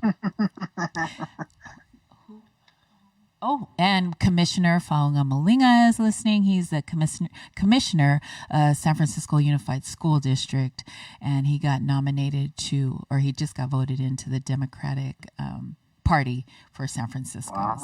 So there you go. And I wanted to talk to you about what we talked about. I'm trying to remember everything we talked about yesterday, because I called Dr. Samoa, or I texted to see how he was doing, and then he was telling me all this stuff, and I was trying to write it down as fast as I could, and then I was like, can you come on tomorrow? I can't write that fast. But yesterday we were talking about how the island of Samoa and Tonga and just islands in the Pacific don't either have no cases or one case. And we were talking about how it could be because they've canceled off, and they're isolated. They're surrounded by a body of water, and then you were saying that they weren't getting tested, or there was no test. Yeah, I think one of the issues with those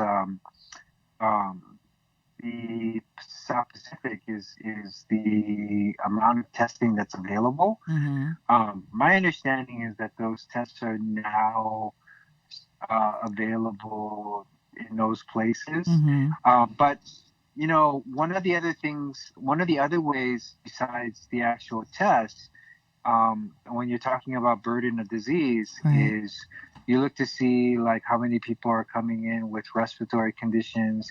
Is it increased from the usual?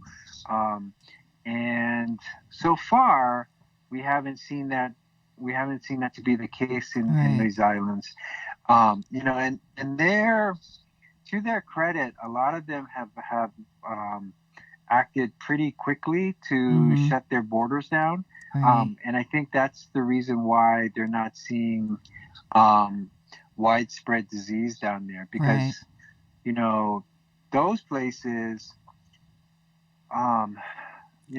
let's be honest, that a lot of the Micronesian islands too, not including Guam, they're small. Yeah. They're very small. So you talk about trying to be social isolate, right? And you can only be so successful.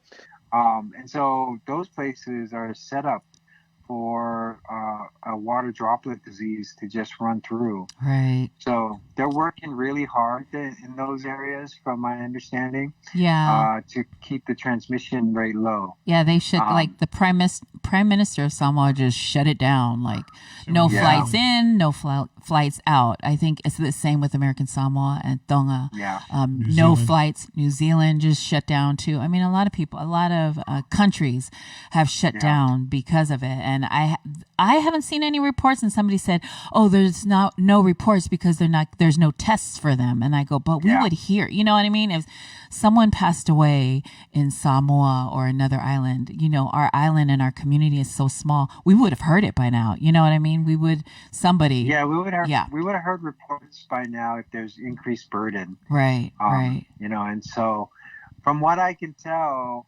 most of the large gathering factions are not really meeting, and so I you know, we'd have to validate it. There's a lot of people out there that are listening that know more than I do, right? In regards to whether or not churches are really adhering to the stay-at-home order. I know. I do know that there's a growing, and this is what I think your podcast and other advocates are doing on social media, is that there's a lot of religious leaders out there that are, you know, saying that the virus is a hoax and that they still should come to church and gather, and you know, yeah, exactly. And so luckily they're not, because they're doing it on social media, people are able to sort of, you know, contrast their opinion, and tell people, you know, be careful. People are dying. Right. You know, a lot, like, you know, even though the numbers have come down in New York, we're still talking, they still reported 500 deaths, a little more than 500 deaths in the past 24 hours. So it's not over by any stretch of imagination. Yeah, I just wanted to real quick shout out some people. Somebody said, "Hi, Dr. Ray Toafa, ma mère." Good morning. Oh, that's my cousin. Yay. Hi, Fa. Hi, Fa. Good morning. Chach Fiso is on. Fili Ingafo. Thank you so much. Monica Molia. Oh, hi, Monica. If we could just ask you guys to share this information, share this stream so that you can listen and your friends can get information that we're talking about that might be interesting to you, and you can learn something new. I also wanted to shout out my high school is on. Dr. Samoa, they're supporting. I have Amron, Tapulele, Afuvai, good morning. Glow, good morning. Glow, my friend Gloria shared. George Ismail is on. Malai. Oh, that's my cousin George. Oh, hey, George. Dr. Ray says hi. You can hear him. Malai Fono. And then Brittany. Oh, hi, Britt. Britt's in Utah. Brittany Afu. Anthony Masoli. Good morning. If you guys can share. Lily Tawa Esse is on. So thank you so much for tuning in. And we appreciate you. And we have Dr. Samoa. We're just talking about COVID in the islands. And Malai Fono says, "I'm in American Samoa now. And yes, the churches are adhering to the no large gatherings." Oh, awesome. That's yeah. awesome. There you go. Straight from the island. And there's also, there's tons of churches that are going there's some that aren't virtual. There's some that aren't, and they're proud that they're not. Yeah. Because they're actually broadcasting that they're not PI church. I haven't seen PI churches, but there are, they arrested a pastor, I think it was in Texas. I did see that. Sure where, I seen that. They were actually flaunting that they didn't believe, like Dr. Samoa said, they felt that it was a hoax, and so they had like a full blown service with people packed in there. So there are people that don't get it, that really aren't following it. So glad to hear that you're feeling better, Dr. Samoa. Yeah. I saw that on Thanks social so media. much. I know. Yesterday, actually, Naki and I were talking, and we're like, let's just give him a call, make sure he's okay. And so that the call yesterday was really for that. And then Naki was on the phone much longer than I expected. I said, "Wow, is he okay? Because you were on the phone for a long time." She goes, "No, but I think we can bring him on tomorrow." Yeah, because we were talking, and I was so happy when you guys picked up the phone. I know. I was bored out of my. I did 5 hours of emails the day before, and so yesterday I went to go check my email and there was nothing, and so I was like, okay, maybe I can read a book or something. Yeah. So when I apologize, I think I talked to Naki for about an hour. Yeah, and part of it was just to test if I could breathe that long. Yeah. And like I if said, I had any trouble. breathing, I know. And I said, as soon as if you're getting tired or you're having problems, then we will shut down. But we were talking and so I called and I text first and I was like, how are you doing? How are you feeling? Cause I didn't want you to, if you couldn't breathe or you weren't feeling good, you can text back whenever. And then when you called, I was like, oh, whoa, he's on the phone. And then we started talking about all this stuff about COVID and just other personal stuff, but I couldn't write down good information. Like we were talking about the islands, and then we were talking about he had bread. He couldn't eat, and I think he had some bread. And Dr. Samoa has not eaten bread in 5 years, and I was like, oh my God, how did you do that? Because I'm I'm a bread freak, and so and then yeah, but I could not. After my symptoms went away, that bread stayed with me, and it was like my body was like, we're not doing that. Yeah. Reinforce that. Yeah, we're not. Yeah, well, we were saying that bread is probably poison to your body now because you haven't had it in so long. And so, me, who is a bread person, and I think I stopped eating bread. I did keto for like a couple of months or something like that. And then I hadn't had bread. And so I was like, oh, okay. And then when I had bread, it was like crack. I was like, oh my God, I couldn't get enough. And so, Yeah, yesterday she said, oh, I'll just text him, make sure that he's okay. And then she texted me, she goes, oh, he called. And so I don't know, half an hour later, I texted, I go, how is he?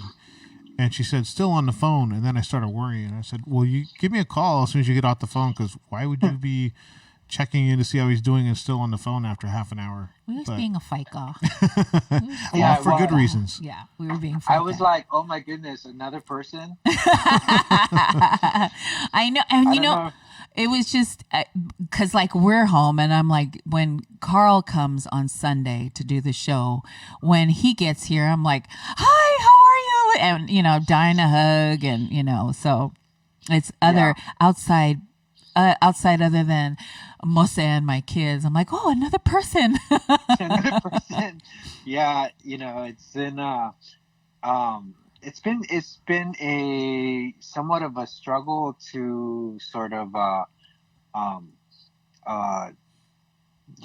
make the time pass meaningfully. Right. And so, one of the things that I noticed is a lot of the churches are doing Facebook Live. Mm-hmm. Yes. Yes. And I've been able to catch some of their services. Mm-hmm. And I have to say, what a lovely way to share community. Right. And the virtual capabilities we have now, mm-hmm. They allow us to pray together. They allow us to sort of check in with each other. And, we talk about, before this all happened, we talked about how stress management was a big part of our health, and that we didn't have a lot of time to check on people that we say are important to us, mm-hmm. and we don't have time to concentrate on ourselves. And so now here's the time. Right. Somebody was saying because some of this happened, it's like a recharging us, because I went to go walk my dog the day before yesterday, and people were saying that if somebody, because I seen somebody coming towards me, we were on the same side of the sidewalk, they crossed the street 10 feet ahead of me. And so they crossed the street so that we were on opposite sides. But I noticed that everywhere I walked, everybody was like, good morning, hello. It's like it's a reboot. Families are starting to spend time together, and, we're checking on, I'm going through my phone and checking on people that I haven't talked to in a long time just to see how they're doing.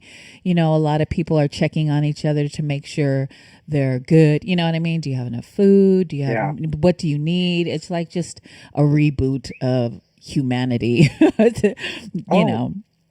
been so touched at the outpouring of support and kindness. there were some people at work that knew I was sick, and so they had food delivered. Nice. You know, there were people that checked on me regularly in my friend network, in my support group. Mm-hmm. My pastor and her adult daughter came and did a dance in front of the Oh, window. nice. You know, Wow. and then I have a very strong immediate support in Mm-hmm. my husband and my kids, and so you know we talk regularly, and I talk, I check my parents who call and cry every day, and I'm like, I'm fine, you know, I'm okay, stay safe, because you know Samoan parents, they're like, we're gonna come down right now. I'm like, Yeah. no, you're not. No, you stay right there. You stay right there.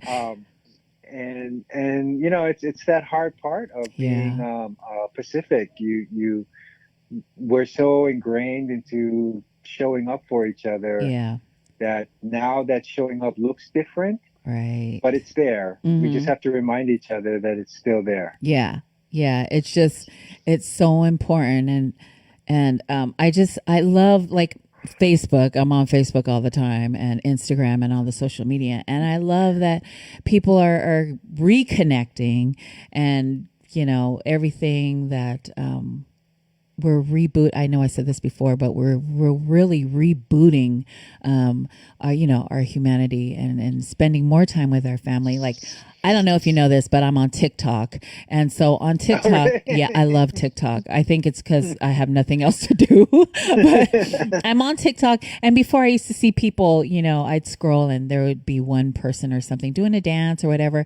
And now I'm seeing families participating. And so it's like the mom and the dad and their grown adults or their teenagers, they're doing routine. It's so awesome to see. Yeah. So I that part I love. And so, I mean, I do miss other human contact, but I'm getting to enjoy my babies, and we really have time to sit down and talk. And I love that when I'm in my room, I can hear my kids laughing. And so it's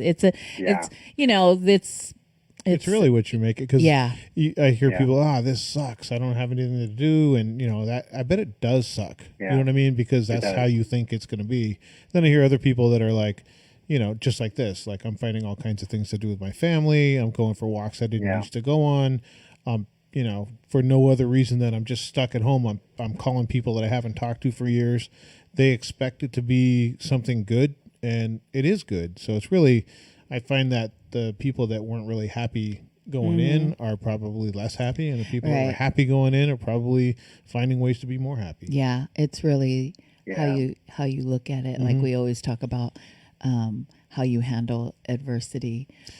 If you think it's going to suck, you're probably right. If you think it's going to be okay, you're probably right. Right. So we just think positive, people. Just think positive. It's going to be over soon. May not be in a week or two, but it's not going to be forever. That I know. It's not going to be forever. Yeah, we're going to get through this, you know, and we're resilient, and you know, and there's a lot of stuff that comes out every day. Like a lot of the articles that I'm reading, they update every 2-3 days.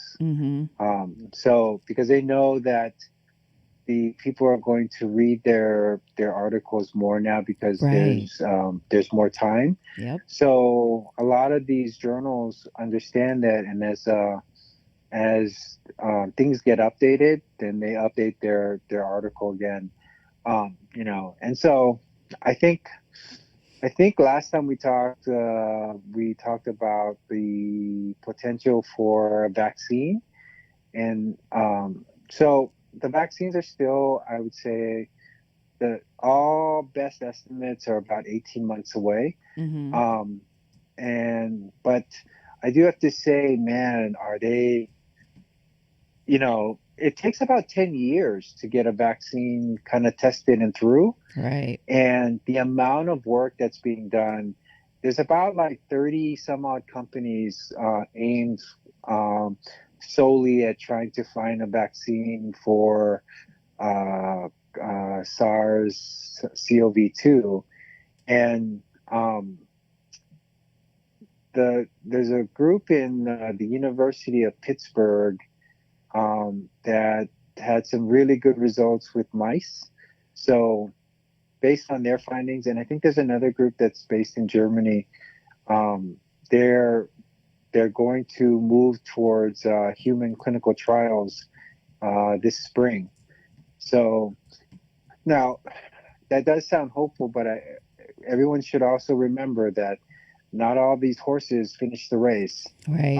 Sometimes these vaccines work, sometimes they're harmful, sometimes they don't work. And so, you can't rush it just because there's a lot of need. You can't rush it because of all those reasons. Yeah, definitely. I just think, one, everybody needs to stay home and don't leave your house unless absolutely necessary. And even if you do leave, like everybody says, I mean, over and over and over and over again, wash your hands, wear a mask, and I have seen some creative masks being made on social media. I see a lot of people making their own mask. I've seen people walking around. They put like a ia lava lava around their head and covering their mouth and face because it's so scarce. The medical supplies, for gloves and masks. So I'm grateful that people have taken upon themselves to make their own. Hey, yeah. So I hear a lot of things about hydrochloroquine. I'm not sure if I said that right, but and then obviously Trump said it, and then something happened where somebody took some of that and passed away. But now I'm hearing it as some sort of a viable source to treat.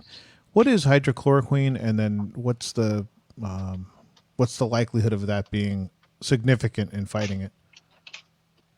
Hydroxychloroquine? Hydroxychloroquine. I think the other name for it, I could be wrong, is Plaquenil. Mm-hmm. And it's a medication that's traditionally been used to treat lupus. And some other autoimmune diseases. Mm-hmm. And so it's been around for quite a while. I know no trials using hydroxychloroquine to treat COVID. So I think right now it's like a stab in the dark. Mm-hmm. Seems to be a lot of those. Yeah, I highly recommend not listening to the president for medical advice. Right. Thank you. There's other people that are charged to do that. And so you might want to go with those sources first. Mm-hmm. And so I don't know of anything that says that that's an effective way of treating it. Yeah. If it was, it would probably have made the rounds already. Right. That's true. And so, yeah, I haven't seen anything in any of the Facebook physician groups that I've been in, or anything online that speaks to it. Yeah. And the CDC says nothing about it. So yeah, I wouldn't take the president's advice myself. When you hear things about antibodies, what are they talking about when you're reading about antibodies and them testing for those? I love the idea of testing for antibodies. Everyone is sort of geared towards detection right now. So I don't know how much effort is being spared to seeing if people have immunity. And so for those who don't know, our immune system is able to develop antibodies against antigens like viruses and bacteria to help fight off diseases. And so those who have recovered from COVID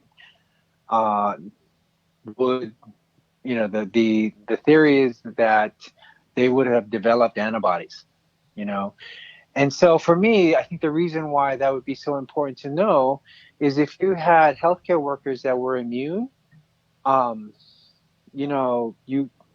that's a stronger workforce. Mm-hmm. They're not going to, it's really unlikely that they're going to get it again. And so That would be the group that could take care of these COVID-19 positive patients. Makes sense. Makes sense. You know, but the other thing about it too is, from a population standpoint, if you knew that you were immune, you know, you could probably go out more. Right. You know? Right. I think that was the thought with returning people to work, trying to get the economy started again, was that antibodies, if it were developed to that point, you would be able to know who could go back to work and who would be still at risk. Yeah, because, you know, the ability to test it is here. Like, we test for things like measles and mumps and influenza. Well, not certain types of influenza. And so, you know, that's how a lot of hospitals know whether or not their healthcare workers are immune, because they've done a panel on all these communicable diseases. So, you know, the technology is there. The question is whether or not they can make it commercial and make these readily available. I, for one, think that had they had better coordination to the response for COVID, this should have been something that people should have been working on when we found out about it in December. But I haven't heard anything about those tests becoming available yet. Is that the same thing as if you wear a mask, and like there's people that are working every day, like delivery services that are delivering stuff, if they wear their mask and their gloves and they're continuously washing their hands and everything, can you get immune or does that make sense? So remember how we talked about how if you had a small amount of the virus, you know, the hope is that you get a milder form of it. And so that right now would probably be the only way you would get immunity. Yeah. Is if you had it, but you know, all those things, all those levels of protection and barriers, they help you from not getting like a huge viral load all at once. Okay. That makes sense. Makes sense. Okay, well, we've taken up enough of your time, and we're like at way over our time. But we're so glad that you're feeling better. Yeah, most importantly, that's the most important thing. And thank you so much for taking your time to chat with us and to go over some stuff that may or may not make sense. And real quick, I just wanted to mention this because people keep saying this to me, that the weather has, like, people are saying they're waiting for it to get hot so that the disease will die. It can't survive in hot weather. And you were saying no, that's probably not true. Yeah, right. It spread in New Zealand and in Australia, and they're in the middle of their summer. Right. Yeah, I just wanted you to say it because I've said it a couple of times and nobody believes me. But so thank you for that. Thank you for your time. We are so happy that you're doing well, and that thank you. Soon you'll get to see your babies and your hubby. So thank you, Dr. Samoa. Thank you so much for your time. We appreciate and we love you so much. Love you too. Take Bye, care. Everybody. Bye. He is so we're so lucky that we get him, you know what I mean? Right. Like, we get access to him. So thank you again, Dr. Samoa. And if you can just share this video so that we can share the information that he had, given us, it would be awesome. So happy he's feeling better. So happy that he's feeling better. I see that, Dr. Samoa is doing better, and go follow him on social media. Dr. Fatleava's on. Ty Fatleava, Been on for a Chicago in the house. Thank you. Chalo Coffin, good morning. So, Fa and oh my gosh, thank you everybody for tuning in this morning. If we can just ask you to share so that you can share with yourself, you can watch this again, and then your family and friends can get great information from Dr. Samoa and Linda Masoli, who had a lot of great legal advice. And we are going to post Linda Masoli's interview as her own show right after this. We had some difficulties with her interview that we did yesterday, but Linda, you can reach her at Linda Masoli or Linda Legal Shield. I'm sorry, Linda Legal Shield at gmail.com. And then don't forget tonight at 6 p.m. you want to tune into For the Culture. They'll be going live on Instagram. And then what else? SCDC, they have a application if you're seeking help and you need some supplies or you need any kind of help. SCDC, they've been doing a great job with distributing food and some supplies to their community. The seniors, I've seen that they've made these boxes with like tissue and bananas and fruits and vegetables. So thank you, SCDC, for the great work that you're doing there. I'm going to post an SCDC application on our website so that if you need some support or you know someone that needs support, go ahead and fill out that application. And then reach out to your local community, your community center in your area, and see if you want to help in any way, or if you need help, they can help you. I just have this one little thingy that I gotta read. It's a census. So we can help our communities and families in a big way by participating in the census. You have until August 14th. You gonna read that? Oh, sorry. Log in and answer 9 easy questions to help inform how money will support services in our communities and schools over the next 10 years. 10 years, people. The census will also help businesses make smart decisions on where to invest and open their doors. To learn more, visit californiacensus.org. And I think do you have anything else? I think we're good. I think we're good. Thank you so much for tuning in this morning. We appreciate your time. Please share our podcast so that you can learn about Legal Shield from Mrs. Linda Masoli, Dr. Raynald Samoa. He had lots of good information. And I think you want to close it out? Or okay, he said no. Hot Siva, Monday, Wednesday, and Friday. Tune in to the Neo Show starting April 11th, FCC Free Radio. We just wanted to thank you. Thank you for tuning in to the Faika podcast. Please follow us on all social media platforms. Tune in every Sunday from 10 a.m. to 12 noon. Today we were a little late because we were eating breakfast. Right here on our Facebook Live, or download our Faika app. Listen to us anytime. Shout out again to our producer, Artimena Moli, following our visuals. Have a great week, and we'll check in with you next Sunday. Come back to Faika with us. I've been watching you